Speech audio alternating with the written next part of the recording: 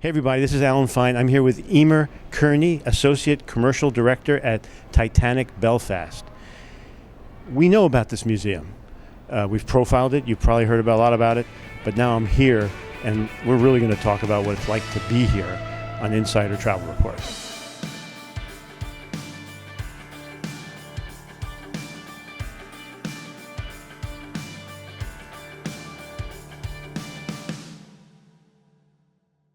Usually I come out of a museum and I'm all excited to talk about it, and I am.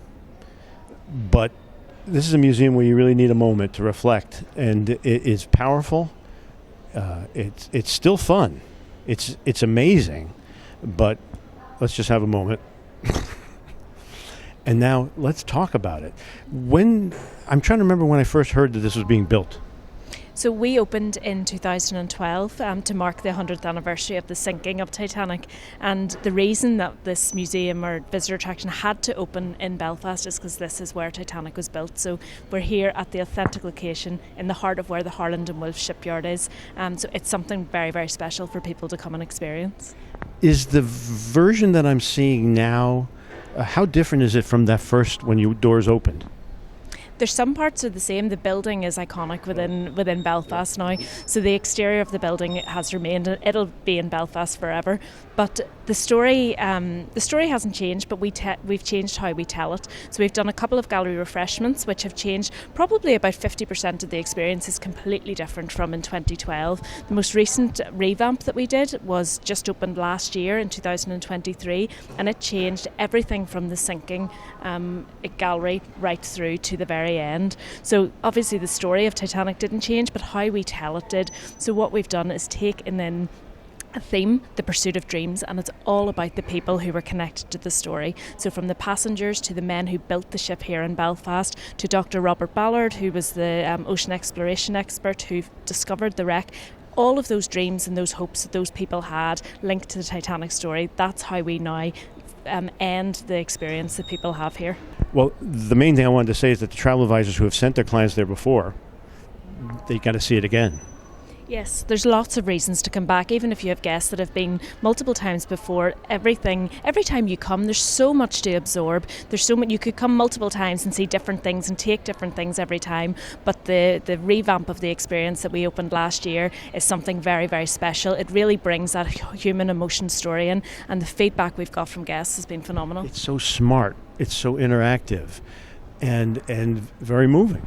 It is. It's very moving, and telling those personal stories of the people connected really brings it home to people. And in the new part of the experience, we've also brought in music. We have a bespoke score, and just the music and the emotion that conjures up in people really is very, very impactful. We also have a collection of original Titanic artefacts. So we have the original violin played by Wallace Hartley. We have one of the original deck chairs. So these are things that people can see that real piece of authentic history while also experiencing the immersive technology that brings it to life. Also, I liked seeing the staterooms juxtaposed. So you saw the first class, the second class, and the third class all right there.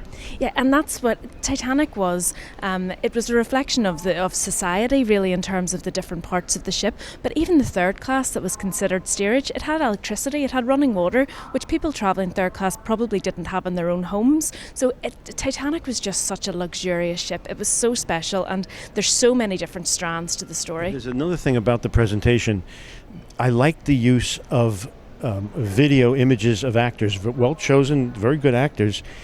They're almost placed there. It's like the ghosts are speaking to you, and that was really good. Yes, we have those Pepper's ghosts. So we have one, for example, on the promenade deck on the maiden voyage. So you're out at sea, and the Pepper's ghost is there, and he is the maitre d' of the Palm Court Cafe. So he's bringing to life what it would have been like for those passengers that were dining on the deck. And we have the menu. I'm going to show them the menu. Yes, well, we have one of the original first-class dining menus. So although we are a visitor attraction and we're telling the story in a very immersive way with technology and storytelling, we have those original things that are unique to the Titanic story and really bring it to life, that this was a tragedy. It was something that impacted people all over the world, but we tell the story here in Belfast very, very carefully. Yeah, I wouldn't say this. I mean, I'm here because of Samhain and Halloween and all that, and there are these ghosts telling stories. It's not really a ghostly place.